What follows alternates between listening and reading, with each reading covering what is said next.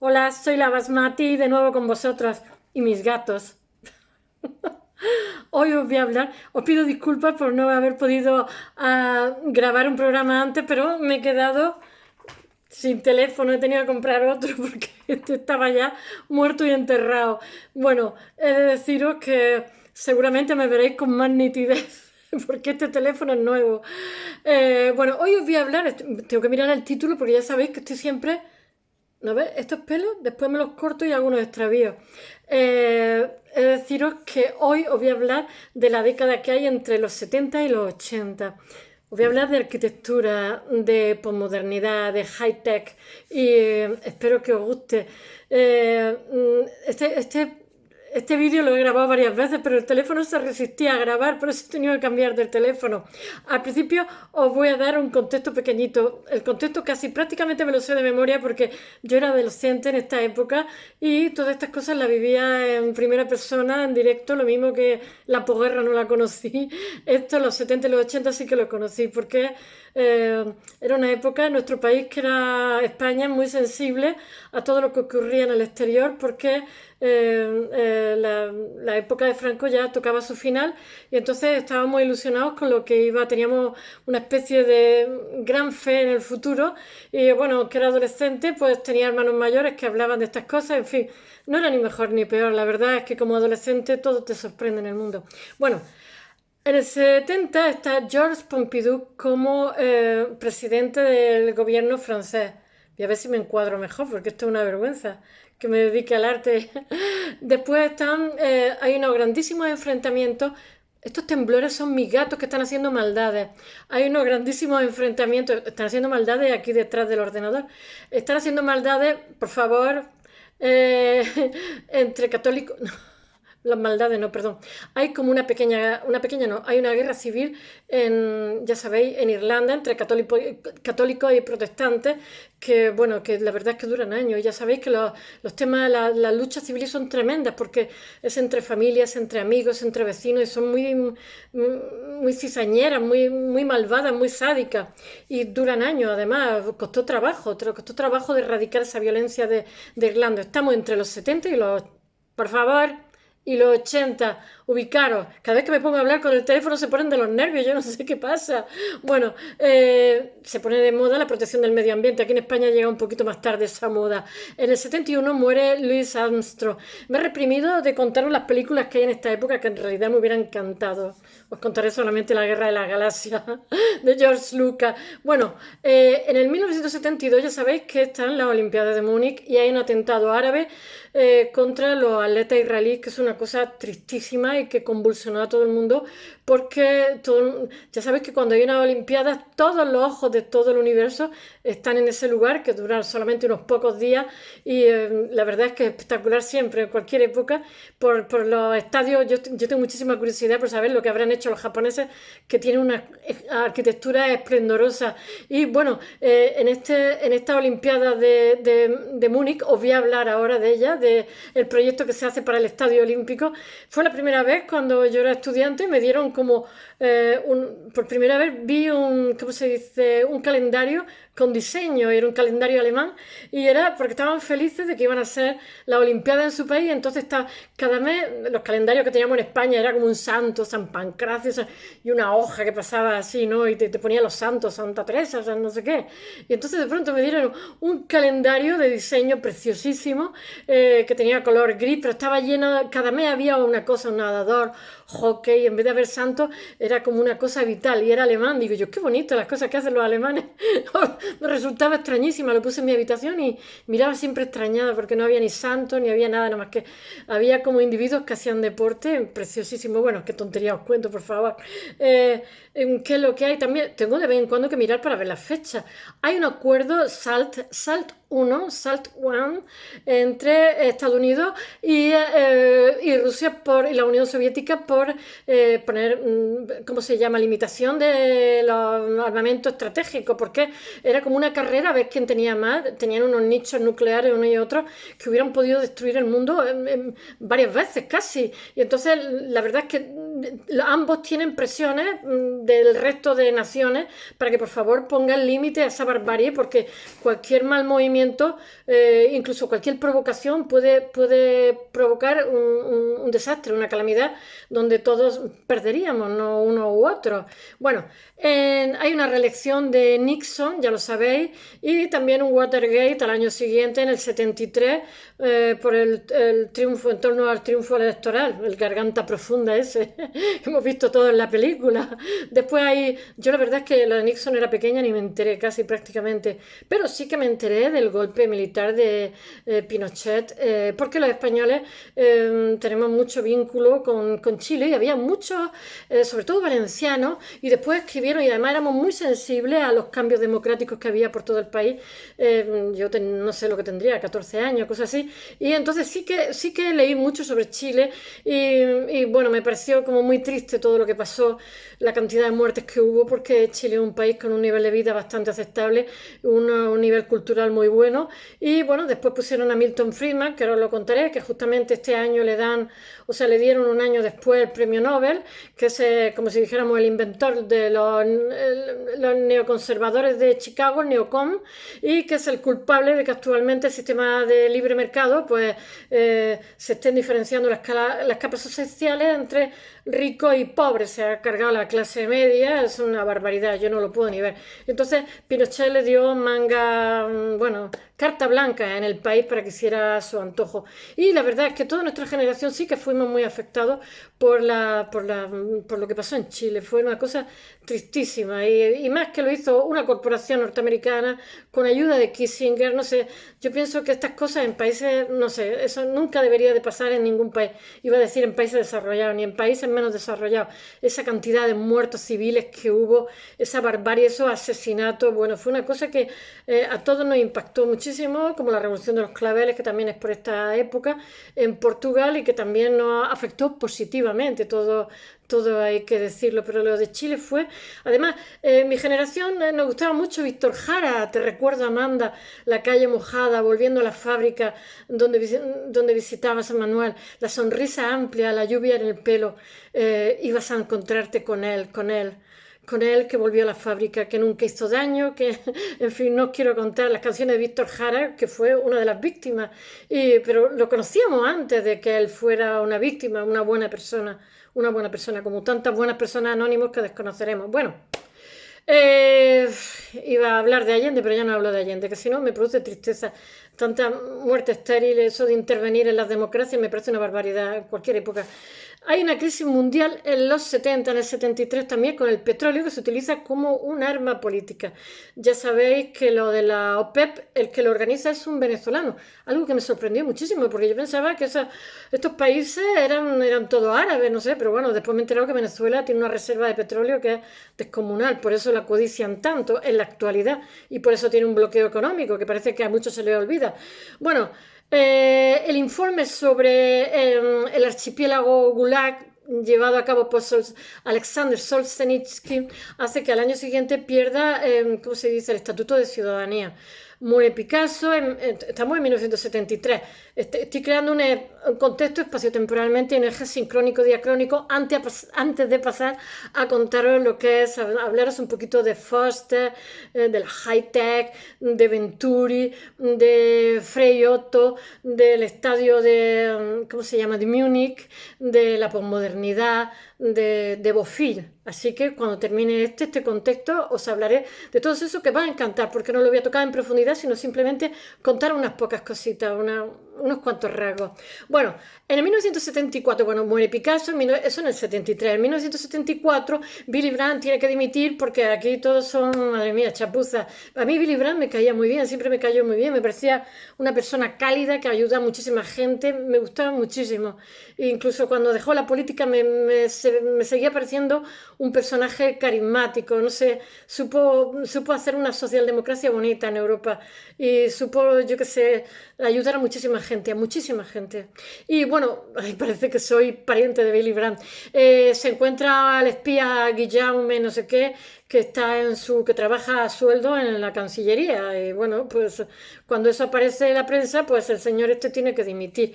En 1975, tengo que mirar la fecha porque todas no me las sé, fin de la guerra de Vietnam, que estaba desde 1963, ya nos vale, ya nos vale.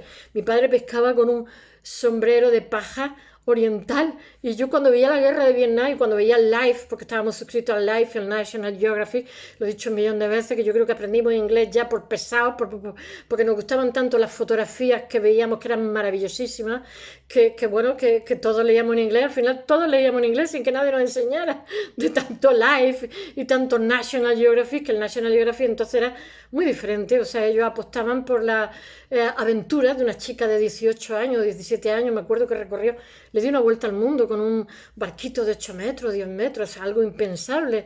Y bueno, me pareció precioso. Y justamente por mi tierra, Almería, volcó en el Cabo de Gata, y ella dice que fue porque vinieron toda su familia asustados, pero recorrió el océano tal y no le pasó nada. Porque yo que he navegado mucho con mi padre, cuando distribuyen mal el peso es muy peligroso si te pilla una tormenta. Bueno, si te pilla una tormenta mejor que estés en el puerto, pero si encima de eso te pilla en el mar y tienes el peso mal distribuido, vuelca seguro, da igual que el barco tenga 8 metros, que 10, que 15. Era un velero.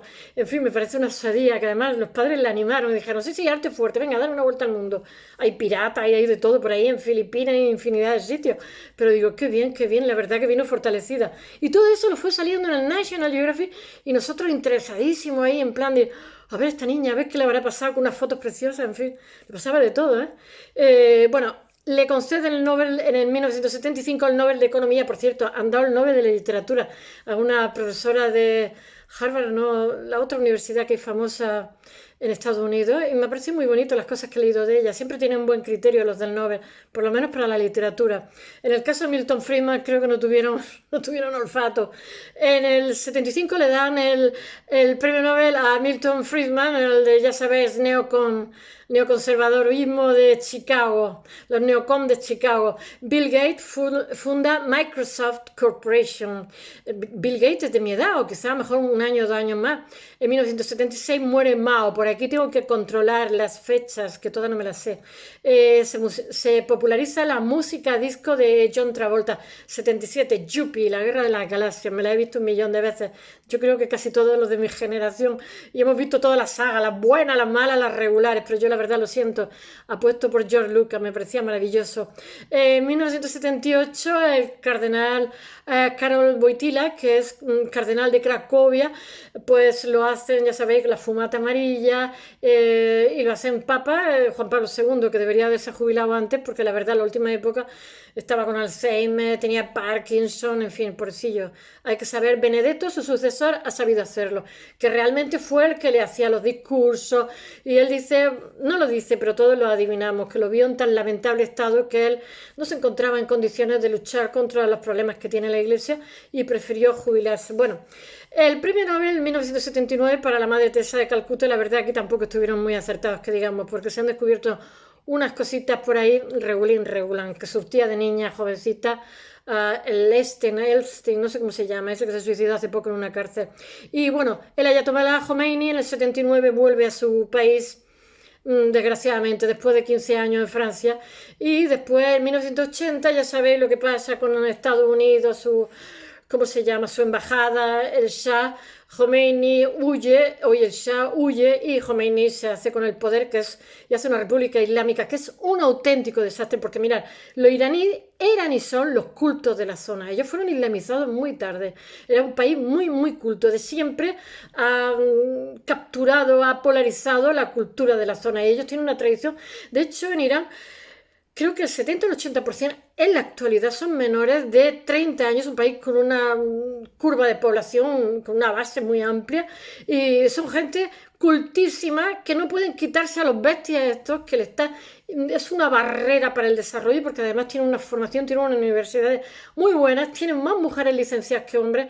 De hecho, en la época del Shah se hizo una infraestructura, gracias al petróleo, se hizo una infraestructura de universidades, por las cuales había más mujeres médicos que menos, y además en cargos más altos. Y cuando vieron el panorama del Shah, lo digo porque he conocido iraní, en Valencia, he conocido iraní y gente de Beirut también ¿cómo se llama? En Benidorm, y siempre ingenieros, médicos, y entonces lo que pasa es que sus mamás se iban a un congreso y no volvían. Se llevaban a los niños, se iban a un congreso de pediatría, se iban a un congreso no sé qué. Entonces, en un momento determinado, la gente esta de la revolución, los guardianes de la fe, que son... Es que los chiíes son de verdad, son tremendos, son tremendos. En Beirut han hecho un desastre también, que la gente de Beirut no se atreve a volver, porque es que es peligroso, es peligroso. Los sunníes son muy tranquilos. Mirad que en el Islam es como el cristianismo, hay gente para todos los gustos, que se parecen entre ellos como un huevo a una castaña. En el cristianismo, un señor del Opus no se parece nada a uno que no es del Opus, y uno de la iglesia de Filadelfia o del Séptimo Advenimiento, o un anglicano, o un, yo qué sé, ¿cómo se llama? Los de San Salvador de Cora, no me acuerdo cómo se dice, ortodoxo, pues entre ellos no se parecen nada, pues en el Islam pasa lo mismo. O sea, no se parecen nada a un wahabí, que son los que hay en Arabia, que son de una rama de los suníes, que son un poquito violentos, pues con un suní de Marruecos, que es totalmente gente tranquilísima y gente buenísima, con un chií, con un, yo qué sé, ismailí, hay montones de razas, de ramas, 1.700 millones de creyentes, por favor, que la gente no generalice con esa libertad de los musulmanes, porque son gente buenísima y no se merece lo que les está pasando, que hay 4 locos, pues también en los cristianos hemos hecho inquisición y también ha habido siempre 4 locos, pero bueno, en el caso de los chiíes en Irán es un auténtico desastre, porque tienen un país maravilloso con gente jovencísima, con gente preparadísima, que en estos momentos podría tener un nivel mucho más alto si tuvieran una democracia, y ahí están rabiando, en fin, que parece que estoy haciendo aquí un mito y política. Vamos a hablar de la arquitectura de high-tech, el triunfo de la técnica. Ya sabéis que en esta época, en esta década de los 70 a los 80, os voy a hablar de la high-tech, os voy a hablar de la postmodernidad, en fin, os voy a hablar de unas cuantas vías que hay, que uno la hace. La postmodernidad un poco va más por la vía americana y la high-tech más por los europeos. Pero en fin, ambas se influyen mutuamente y ambas son importantes porque es una misma sensibilidad del momento. Os voy a hablar de esas sensibilidades que se dan en diferentes, esa misma sensibilidad que se da en diferentes versiones, por decirlo de alguna manera, porque aunque rechazan de alguna forma la modernidad que habían heredado, ellos la aceptan porque ellos son parte de la modernidad. Lo que pasa es que ya están de cubos blancos y de cortinas de cristal perfectas y elegantes, de Gropius y Miel van der Rohe o de Saarinen, un poco cansados, y están deseando, por favor, yo qué sé, utilizar ornamentos de paladio, utilizar el historicismo, utilizar algún adorno también. O sea, necesitan, y eso se empieza a hacer un poco en los 60, pero en los 70 ya hay como una revolución más salvaje. O sea, ya estamos hasta las narices, queremos hacer otras cosas, por favor, que ya estamos hasta las narices de tanta cortina de cristal, que ya todo muy bien, todo muy bien. De hecho, Nueva York y todas las capitales se habían llenado de esa modernidad elegante, pero es que ya tanta racionalidad y tanta asepsia empacha. Bueno, y entonces rebuscan en la tradición de alguna forma. Bueno, ya sabéis que el 21 de julio de 1969 Neil Armstrong llega a la Luna, es el primer hombre que pone un pie en la Luna. Él dice: he dado un paso a la Luna insignificante, pero para la humanidad es un paso gigantesco. Son palabras del Apolo 11 cuando llega. Medio año después se manda el Apolo 12. Sabéis que esta carrera a la Luna lleva 10 años. Al principio se pensaba que eran los rusos los que iban a llegar, porque son los primeros, ya sabéis, que mandan a la perrita Laika, y después mandan también al Sputnik, a Yuri Gagarin, no sé si os acordáis, porque yo oía la radio. Después compraron la televisión muy pronto, pero estas cosas como que no, los rusos se censuraban siempre porque eran comunistas, y como que no se hablaba mucho de ellos, no se hablaba, o sea, de Rusia nada, que eran muy malos. Pero se había hecho una potencia y tenían unos investigadores maravillosos. Y bueno, Estados Unidos realmente tuvo suerte y tuvo una inversión fantástica, y también se llevaron a los científicos alemanes que posibilitaron que esto se hiciera posible, como von Braun. Ya sabéis que von Braun permitió que hizo unos misiles al final de la Segunda Guerra Mundial, que si los llega a hacer unos cuantos años antes seguramente habría ganado la guerra. Unos misiles tierra-aire que los probaron los belgas eran terribles, porque volaban tan bajito y se podían no necesitaba que nadie los llevara, los podían mandar desde un sitio, dirigirlos a una diana. Y como eran tan precisos, no, la alarma y los antiaéreos no podían hacer nada porque no lo detectaban, volaban tan bajo y de hecho Bruselas así les pasó, que tuvieron muchísimas bajas por estas, pero esto fue el final de la guerra. Y al von Braun no lo llevaron a Nuremberg porque a los americanos les interesaba mucho tener un científico de esta altura tan grande, y él se llevó a su equipo. Él utilizó prisioneros judíos, bueno, es que no les quedaban hombres jóvenes, no es que los justifique, por Dios. Y él se le murieron muchísimos judíos en las fábricas porque trabajaban a una velocidad increíble, él estuvo trabajando como investigador. Y ya sabéis que las cosas que nos enteramos muchísimos años después, tanto cuando se ganó la guerra, tanto los rusos y los americanos se partieron, los científicos alemanes, unos fueron a un sitio y otros fueron a otro. Científicos alemanes de élite, porque Alemania era una potencia fantástica, que de alguna forma Estados Unidos le cortó los pies, porque Estados Unidos estaba a punto, como he dicho muchísimo tiempo, estaba a punto de otra superproducción, como la del 29, a punto de otro crack, y claro, con el plan Marshall canalizó esas vías y a la vez se elevó a potencia, que lo era. Lo que pasa es que muchas veces la gestión de la economía es bastante complicada. Bueno, voy a darme un poco de prisa, que si no me enrollo. El Apolo 12 al medio año ya está otra vez viajando hacia la Luna, un segundo viaje a la Luna. Lo que pasa es que estos viajes son poco rentables, o sea, hubo una victoria moral, pero realmente también se detuvieron este tipo de viajes porque son de una inversión mostrenca. Pero a la gente le gustó muchísimo Cabo Cañaveral, no sé, yo qué sé, Cabo Cañaveral en Florida, el centro de misiones Apolo de la NASA en Houston, Texas.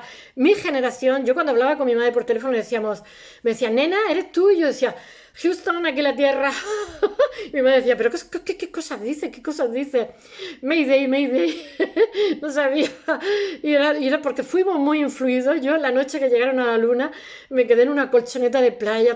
Decía mi padre, ¿te vas a quedar despierta toda la noche? Y yo, sí, van a llegar a la Luna. Pensaba que iban a hacer una película. Hola, estamos en la Luna y tal. Y entonces el inglés americano, aquí en Europa entendemos un poquito bien el inglés de Inglaterra, pero el americano no entendemos mucho. Y yo decía, pero ¿qué hablan? ¿Qué dicen? En fin, entre eso era porque era una radio, pero en fin, fue un poco desilusionante, pero así todo me encantó. Como yo, todos los de mi edad que éramos adolescentes nos quedamos esa noche sin dormir mirando la tele en blanco y negro, expectante a ver qué iba a pasar, qué se iban a encontrar en la Luna. Bueno, pero todo eso impactó toda una generación y trascendió en las artes, trascendió en la arquitectura, como voy a decir ahora mismo. Bueno, y entonces esto se convirtió en un espectáculo, esta puesta en escena, por decirlo de alguna forma, esta estructura al descubierto, estas rampas, estos tubos que caían por los lados, los ascensores cuando subía el cohete con ese fuego, cómo le caían todas las cosas alrededor. Y yo que sé, además de infinidad de, ¿cómo se llama?, de monitores, ¿no? Yo decía, ¡ay, qué listos todos los ingenieros que estarán ahí cavilando! Con un monitor gigante que miraban todos, ellos tenían todos, bueno, auriculares transmitiendo al espectador, bueno, y las impresiones directas del equipamiento requerido para poder efectuar con éxito un vuelo espacial, porque en el fondo también tuvieron suerte, todo hay que decirlo, ¿eh? Y bueno, y todo eso se tradujo en promesas arquitectónicas, como una especie de arquitectura parlante, y bueno, que la carrera espacial empieza a aparecer con más frecuencia en la vida cotidiana. Entonces, claro, los arquitectos también tienen que venderse.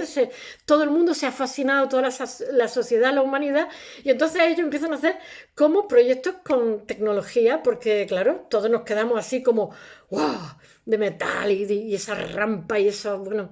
Y entonces cada vez son como más audaces los proyectos de los arquitectos para los edificios. De vez en cuando tengo que mirar porque tengo que buscar fecha. Entonces, siguiendo el brutalismo, ya sabéis que el brutalismo había empezado con Smithson en Inglaterra, con los Smithson que se dejan fuera el aire acondicionado, los cables. Entonces, bueno, pues tú ya sabes que si estás viendo en el techo, en vez de taparlo, en vez de disimularlo, ves un cable azul, pues de la electricidad. Si ves un tubo plateado, que es el aire acondicionado, ¿por qué había que disimular tanto? Con tanta modernidad tan elegante, que todo se escondía, todo se disimulaba, aunque fuera unos resultados. A mí me siguen pareciendo muy bonitos. Bueno, el caso, que todos los tubos, todos los conductos, esto se llamaba brutalismo, que lo dije el otro día, todos esos tubos de ventilación se convierte en la marca distintiva, lo que va a ser la arquitectura high-tech, ¿no? De alta tecnología. Lo que pasa es que ya se ha quedado con ese acrónimo americano de high-tech, alta tecnología. Es que alta tecnología es como muy, muy largo. De hecho, yo jugaba squash y entonces utilizaba una marca que se llamaba también high-tech. Y ya sabíamos que era la mejor marca, pues yo decía que tendrá que ver la high-tech con una zapatilla de deporte. Pero bueno, pues nada, high-tech. Y esa línea, pues ya me acostumbré. Y entonces, ahora os voy a hablar un poquito del Centro Pompidou. Yo lo conté el otro día. Cuando hablé de Rancho Piano, es que sabía una cosa, entra un crisis cuando me quedé sin teléfono y me he comido un helado de los míos, ansiolítico, helado grande. Y claro, casi que soy vegetariana y cuando me como esas cosas es como ¡guau! Mi cuerpo, pero qué placer. Bueno, el Centro Pompidou constituye la síntesis de la arquitectura de los años 70. A mí me parecía entonces bonito y me sigue pareciendo bonito. Ha envejecido de maravilla y además de eso, lo hizo Renzo Piano y no me acuerdo en inglés, Robert Rabbit, iba a decir, Richard Robert o algo así, no me acuerdo, ahora os lo diré. Y bueno, la ampliación se la encargaron a Renzo Piano. Ya sabéis que es como, eso se convierte también en una especie de archivo de la Pinacoteca, tiene un restaurante precioso arriba, son exposiciones continuas donde hay consagrados y donde hay también emergentes, siempre merece la pena. Tiene unos gestores maravillosos y ahora os hablaré también de la placita que se hace de San Paul, Niki Saint-Paul, que hace una serie de figuras en una placita de Beauvoir que está enfrente, que se hace un poquito después, porque esta es una arquitectura leve, despreocupada, porque estamos a principios de los 70. Ha estado el mayo del 68 en Francia, donde se ha revelado toda una sociedad, una clase media, contra esa falta de democracia, que están diciendo que lo único que tiene de democracia, la democracia es ir a votar cada 4 años, pero que sigue siendo muy poco democrática. Entonces se hace una arquitectura como muy relajada, muy alegre, muy suelta, para que los ciudadanos se sientan felices. Ahora os lo contaré. Bueno, que es construido, tengo que mirar la fecha, entre el 71 y el 77, en la plaza de Beauvoir, que es el preludio de los grandes proyectos. Después tiene tal éxito este Centro Pompidou, no lo he dicho, el nombre...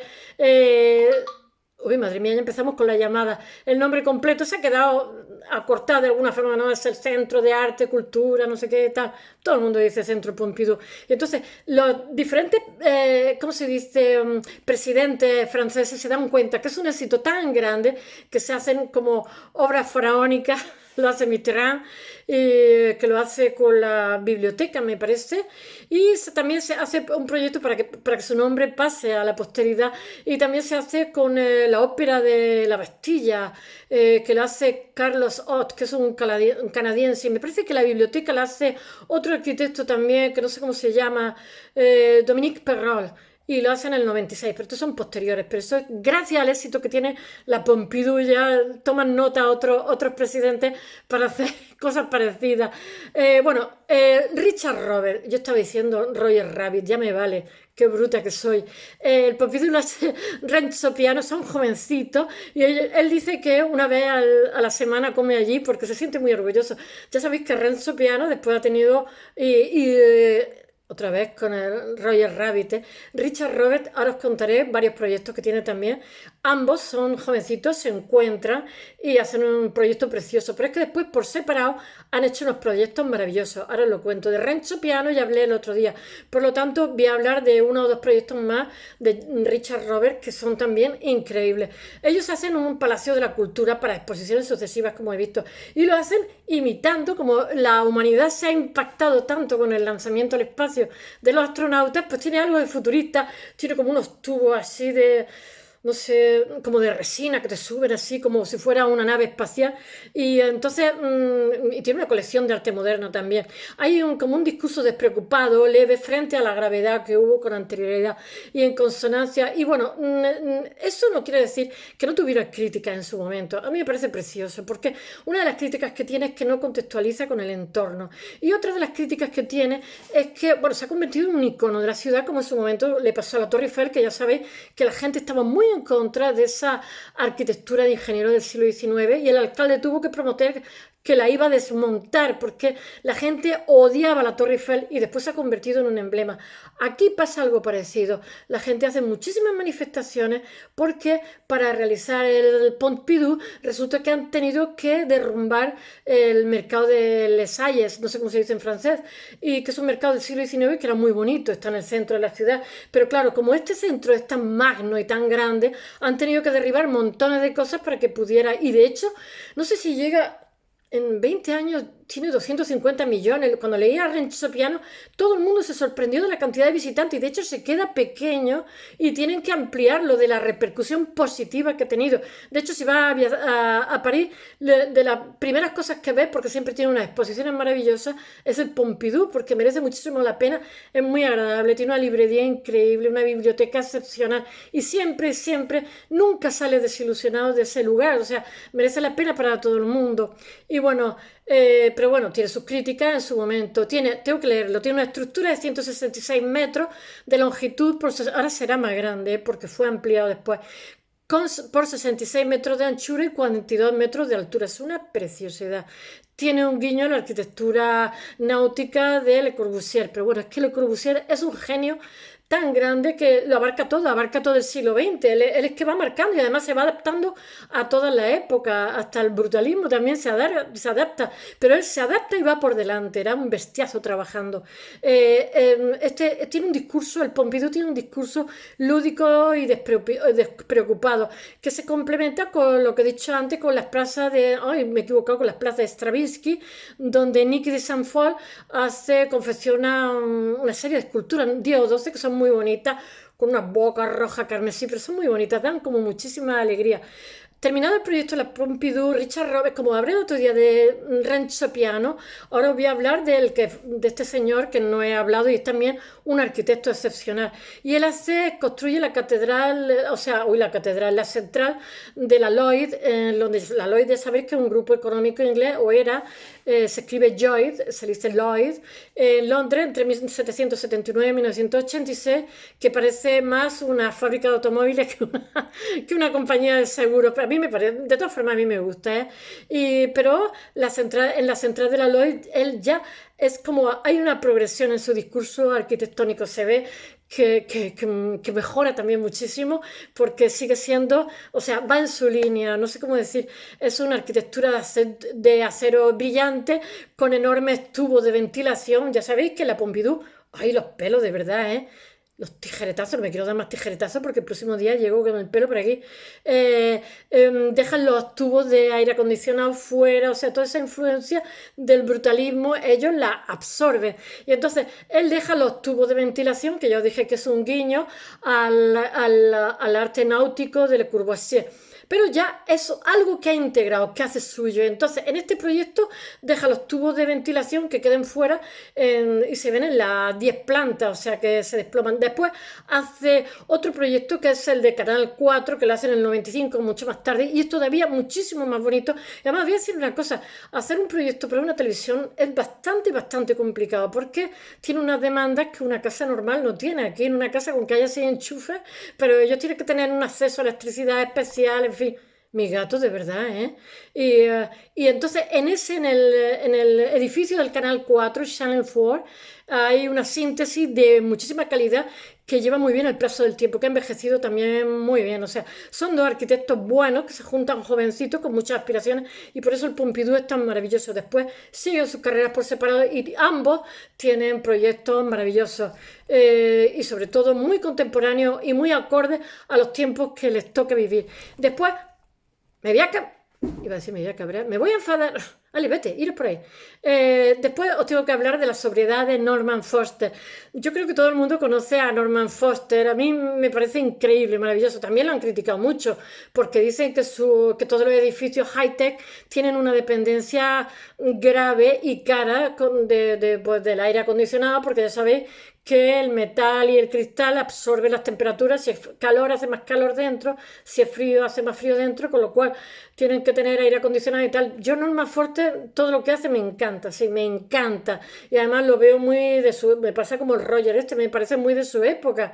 Me parece sobrio, me parece muy contenido y bueno, su high-tech me parece preciosísimo, pero hay gente que no le gusta, yo os digo.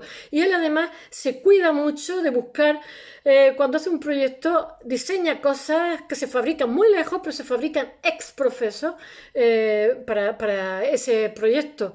Y entonces una de las cosas que busca siempre son cristales térmicos, porque claro, la temperatura de Inglaterra no es la temperatura de España, o sea, ya hace bastante frío.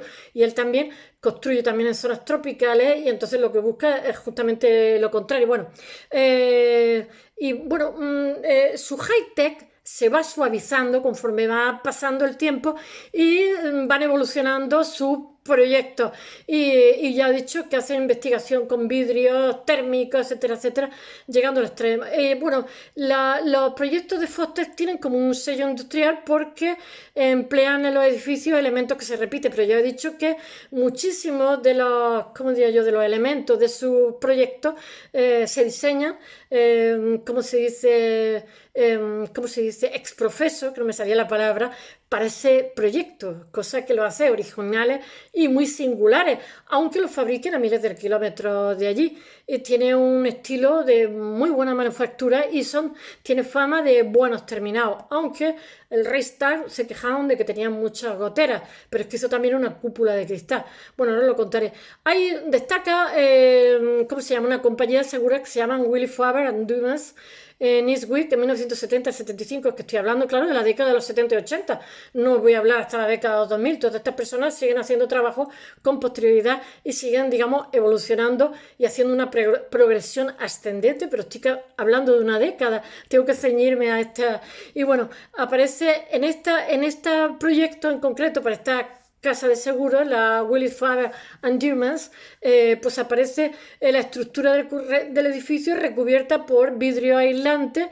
Y después en el proyecto del Banco de Hong Kong, que es súper famosa, todo esto lo voy a poner en el blog dentro de un momento, en el proyecto del Banco de Hong Kong y Shanghái, en Hong Kong los pilares los deja al aire y son como si fueran esculturas magnas, o sea, es muy osado, los deja al aire esos pilares de ese edificio y los pilares en el cual cuelga toda la estructura, ojito, que es muy osado, y lo que pasa es que es muy elegante y muy sobrio y bueno, tampoco, y no están ocultos sobre una cortina de vidrio, muy al contrario, los deja al aire y los convierte en algo monumental, en parte del conjunto, en el verdadero tema del edificio. Y su discurso, como es tan sobrio, pues entonces los alemanes, cuando la unificación, como va ahora el Reichstag va a ser en Berlín, pues le piden que por favor, aunque sea un edificio histórico y antiguo, haga la ampliación del Reichstag. Entonces ahí estuvo su más y su menos, por eso lo sé, porque lo estuve leyendo, porque tenía,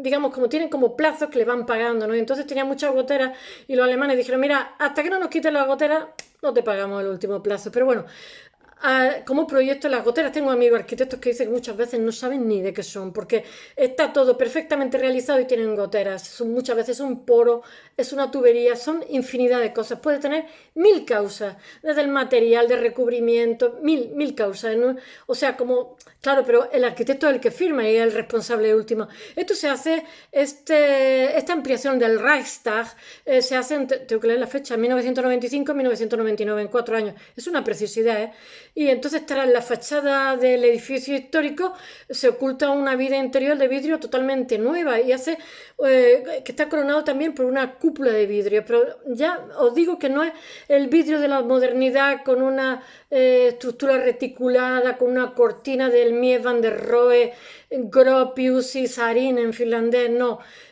Tan sobrio, tan racional. Aquí hay como un vidrio más comprometido, ya está hablando de high-tech, de otra época, transmite un discurso progresista, muchísimo pues eso, de los 70 y los 80, y es lo que quiere transmitir, que también es lo que le encargan, ya sabéis que se hacen concursos, gana el concurso, porque las personas que quieren hacer la ampliación tienen una idea de que sea algo en concreto, y este señor cuando gana el concurso, pues es eso lo que se va a hacer.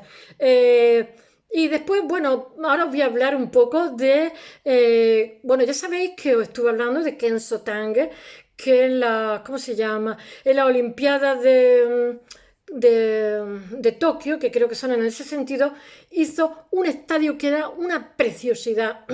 Y entonces ahí utiliza también la high-tech. Entonces los alemanes toman nota y hacen algo parecido. Hombre, no algo parecido porque el Kenzo Tange hace como una membrana en el estadio que es como en fin, es una precisidad, la convierten en sellos, es un icono mundial.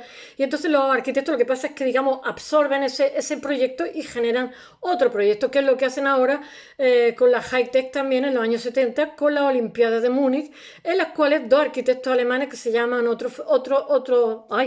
Otto Frey, y tengo que leer el otro, que no me acuerdo. El otro sí que me acuerdo, Otto Frey, Gunther Becknitz. Y entonces utilizan, como ha hecho el japonés, como si fuera una tienda, porque el otro tiene como 4 o 5 ingenieros maravillosos, porque mira, los arquitectos está muy bien que sean artistas, pero tienen que tener unos ingenieros de cine para que todo se tiene que aguantar toneladas, tener en cuenta que estos espacios olímpicos, a lo mejor estos estadios olímpicos, a lo mejor tienen 170.000 personas, barbaridades de esas, entonces te observa todo el mundo, entonces tienen que ser como proyectos muy vanguardistas, pero a la vez como muy seguros.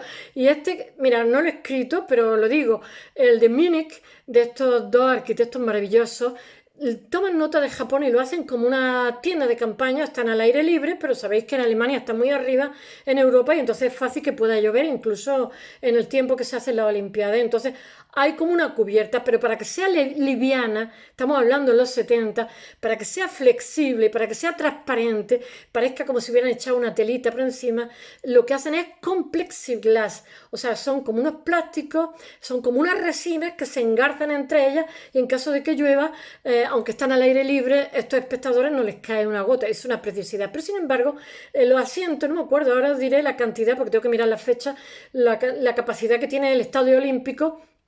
Muchísimo, pero una capacidad inmensa, pero está en una zona difícil, entonces tiene unos pilares, que nadie lo sabe, estos proyectos, que son hasta de 40 metros los pilares, muchísimos pilares, están súper bien apuntalados para que no pudiera pasar ningún desastre cuando hubiera tantísimas miles de personas arriba saltando, chillando, diciendo lo que sea, que no será el primer estadio que se hunde, pero claro, Alemania también estaba vendiendo una imagen sin complejo de una Alemania alegre, una Alemania optimista, que mira el futuro llena de alegría, de energía, con unas generaciones nuevas, y era la antítesis del Estadio Olímpico que hay en Berlín, porque este va a ser en Múnich, en Berlín, donde es todo mira al arte clásico, al arte griego de Speer, y es todo piedra tallada, carruajes griegos y tal, y este es todo lo contrario, esto es un discurso de una arquitectura como diría yo, leve, no grave, que está mostrando una Alemania feliz, despreocupada y mirando al futuro optimista, yo que sé, con otra actitud. Y eso lo muestra esa arquitectura. En fin, voy a contaros, ese techo de Flexigras lo había hecho da transparencia como si fuera una tela, pero realmente no una tela, una resina que impide que se moje cualquier espectador de los miles de espectadores en el Estadio Olímpico de 1972, que son planchas de plexiglas, ya he dicho. Y estas planchas de plexiglas, uno de los arquitectos, 70.000 personas podía tener el Estadio Olímpico. 70.000 espectadores pueden acoger. Esta plancha de plexiglas, uno de los arquitectos ya la había puesto como si dijéramos, la había utilizado en dos proyectos suyos. La había utilizado Frei Otto en el 1957 para ¿cómo se dice? Una exposición hortícola de Colonia y ¿cómo se llama? En 1967, tengo que leer la fecha, para el pabellón alemán de la exposición, ¿cómo se dice? Internacional de la Feria de Montreal. O sea que eso del plexiglas ya lo había utilizado. Múnich no solamente se hace una zona deportiva, sino también los arquitectos, que eso también se tuvo muy en cuenta en Londres. En Londres hubo pistas que eran, por ejemplo, la de baloncesto, que fueran desmontables, porque en Inglaterra nadie se aficionaba al básquet. Y entonces, como tuvieron muy en cuenta el tema ecológico, el tema contaminante, lo hicieron de un material que no era contaminante y que después se podía desmontar y montar en otro sitio, porque después de ser la Olimpiada, pues ya nadie la utiliza o solamente se utilizan las de atletismo, etcétera, etcétera. Y entonces estos también lo tienen en cuenta, una cosa que es muy importante, y es que quería que ese parque olímpico después se pudiera utilizar, fuera un servicio para la ciudad. Y entonces una de las cosas que hacen es que este lugar, esta villa olímpica, se pueda tardar minutos desde el centro de Múnich para que los ciudadanos no tuvieran que llevar coche, pudieran usarlo después de la Olimpiada, en fin. Se tienen en cuenta muchísimas cosas, desde una línea de metro, etcétera, muy bien conectada con el resto de la ciudad, como infinidad de cosas, de árboles, etcétera, para que todo eso pudiera ser reaprovechado cuando acabaran las Olimpiadas, como así ha sido. No sé qué deciros más. En fin, que querían un contraste con lo que había sido los Juegos Olímpicos del 36 y se consigue. Que fue lo que de Speer y Werner, pero claro, los otros también, los arquitectos, hicieron lo que les demandaban. Los arquitectos siempre hacen lo que les demanda el poder político o la sociedad.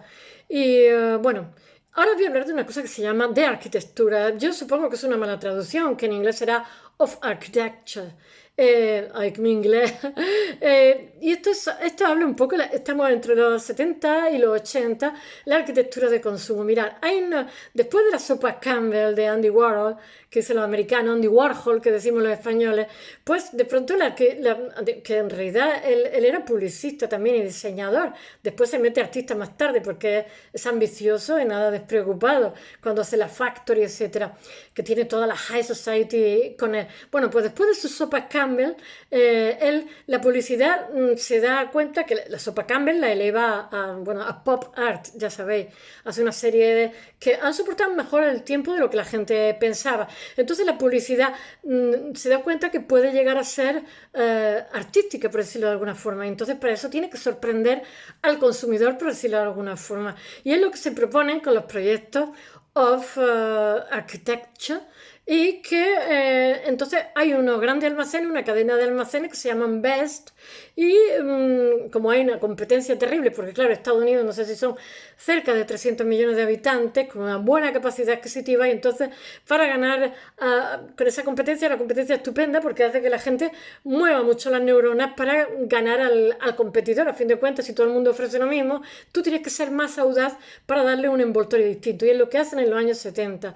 Entonces la cadena de supermercados se llaman Best, y entonces contratan un grupo de arquitectos, una oficina de arquitectos que se llaman SITE, S-I-T-E, que realmente yo creo que eso es sitio, ¿no? Espacio, lugar. En inglés yo creo que es lugar, sí. Site non-site, que eso se usa en el conceptual, ¿no? Y la oficina se llama, lo tengo que mirar, el site, que es un acrónimo de Sculpture in the Environment, escultura en el entorno, ¿no? Entonces le encarga para que modifique su supermercado para que cuando vaya a comprar, pues ya sabéis que los supermercados son muy sosos, muy aburridos, pues te encuentres como escultura, o sea, el supermercado sea una escultura y te asombre y digas, ¡ah!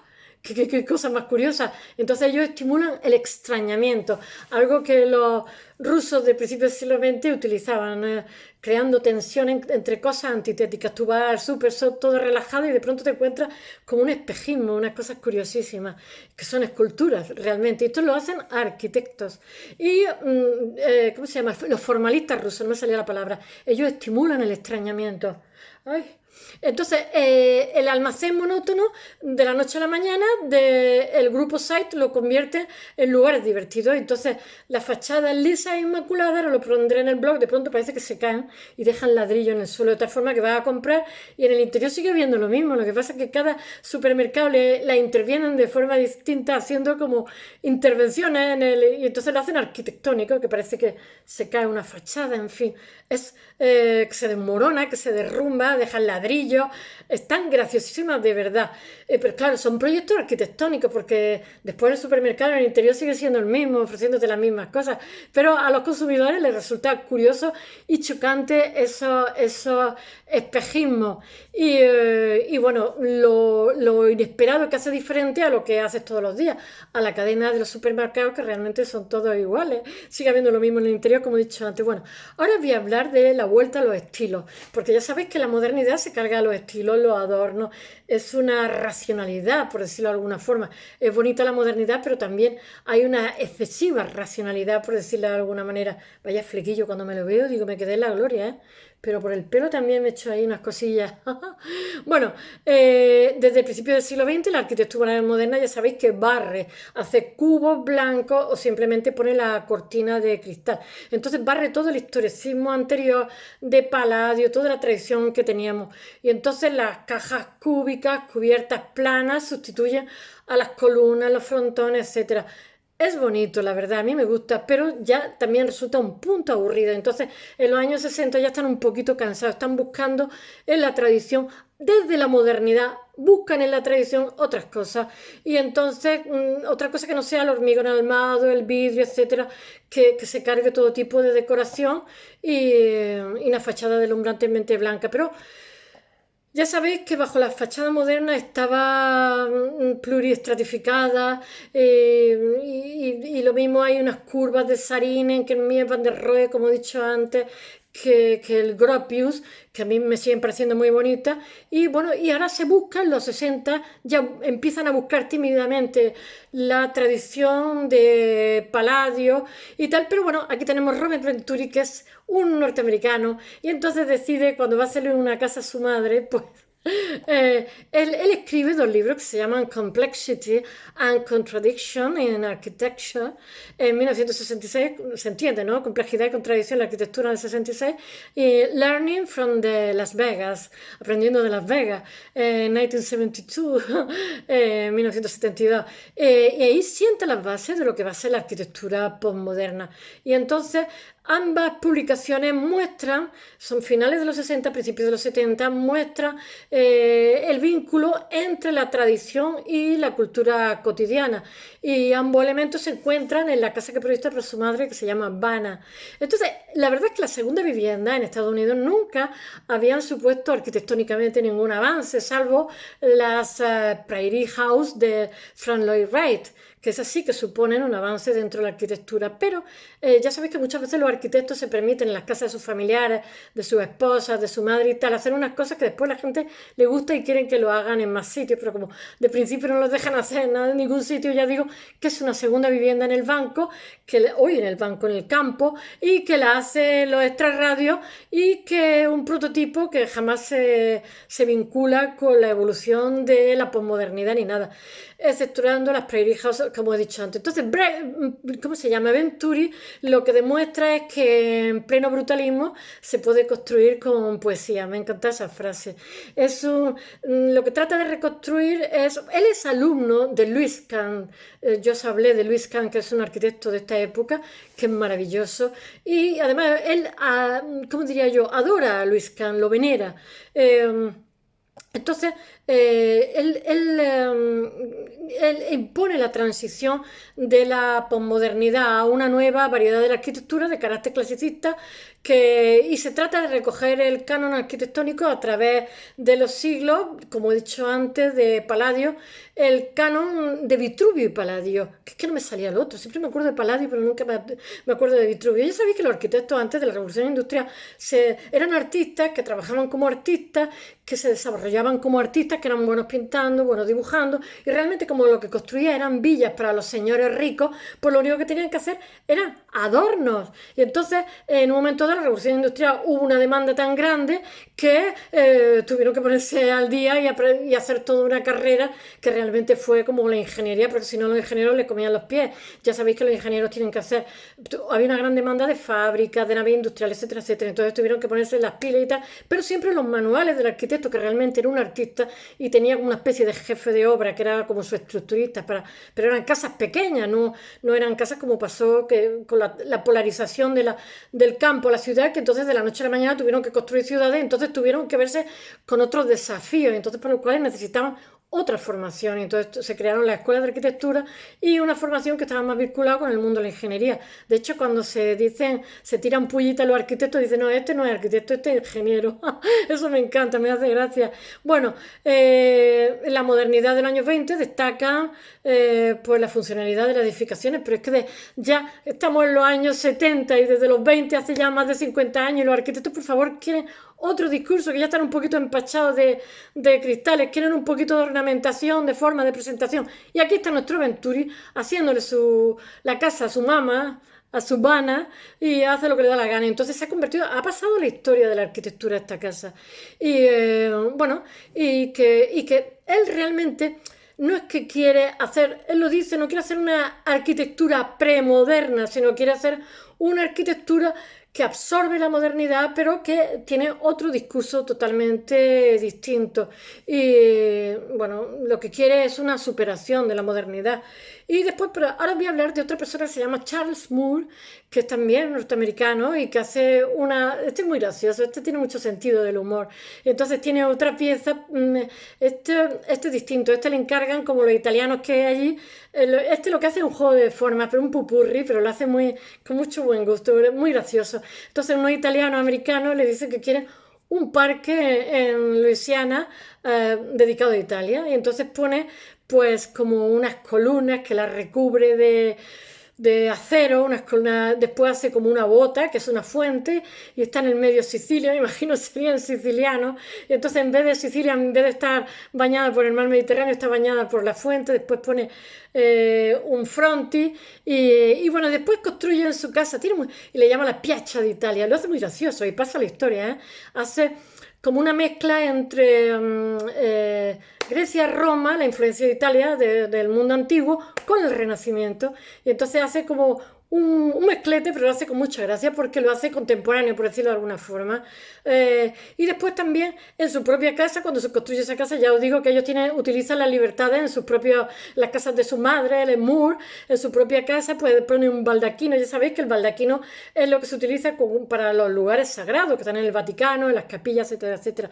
Y después utiliza unas puertas correderas en su casa. Él mezcla cosas distintas, pero las mezcla con mucha gracia, hace un discurso muy personal. Y las puertas de su casa son correderas, que son como las de los establos.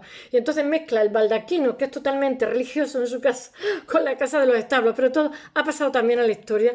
Y bueno, entonces son los gustos postmodernos. Esto para sus necesidades está uniendo cosas con cierta coherencia de lo que le parece interesante o lo que le demanda el espacio, y las está casando con originalidad. Y bueno, es una especie de arquitectura parlante que te habla de humor, de buen rollo y de alegría. Y ya os digo, todo esto lo hace esta Piazza d'Italia, la hace entre el 74 y el 78 en Nueva Orleans, y donde une piezas, ya os he dicho, yo que sé, los frisos tienen dispositivos de agua, hace una plaza con una fuente, pero todo está haciendo un guiño a Italia, Sicilia, el Mediterráneo, en fin. Y detrás se hace como una arquitectura monumental que es de la época ¿cómo se dice?, del Imperio Romano, de la época griega y también del Renacimiento. Y ahora voy a hablar hacia el fin de la modernidad, que lo mismo que a los 60 con timidez se buscaba la posmodernidad, en los 70 ya en plan salvaje.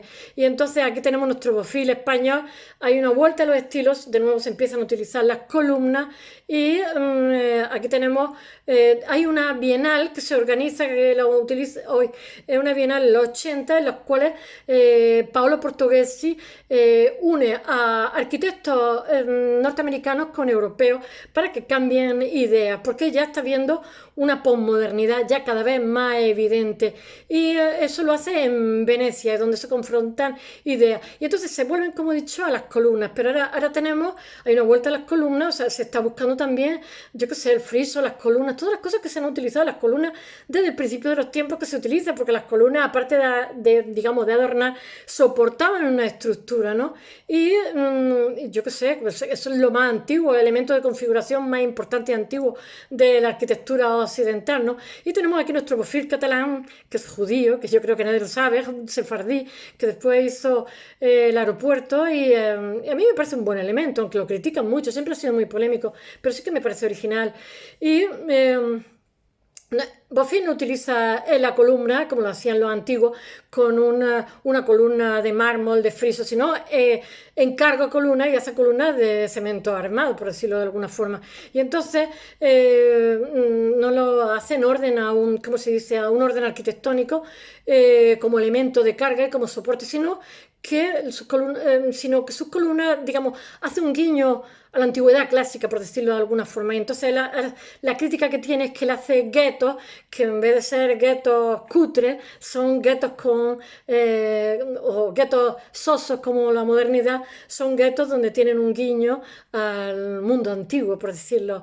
Eh, Porque él hace, yo qué sé, para articular fachadas, recurre a gigantescas columnas dóricas, yo que sé, arcos de triunfo y articula la fachada en bloques de vivienda, como tengo que leerlo porque son nombres franceses, los espacios de Abraxas, Marne-Laval de París o en los templos de Saint-Quentin de Berlín, con el fin de las edificaciones profanas hacerlas muy monumentales. Ya sabéis que en esta época también está Kant, que Kant tiene muchísima influencia y lo hace muy monumental. Y entonces lo que hace es su crítica, lo que le critica a la gente, a mí me gusta, es que al gueto de vivienda lo envuelve con originalidad de un ropaje clasicista, por decirle de alguna forma, que viene a ser una alternativa a las estandarizadas colonias de la modernidad, que eran más sositas.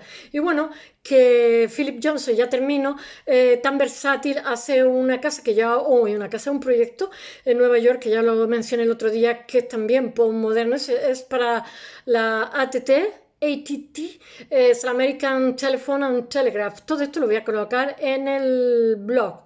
Y bueno, que lo hace de granito rosa, que lo pega en el exterior, que va como partido por medio, lo hace totalmente postmoderno. Y en esta época, y sus ventanas, su verticalidad se contrapone a la horizontalidad de la modernidad.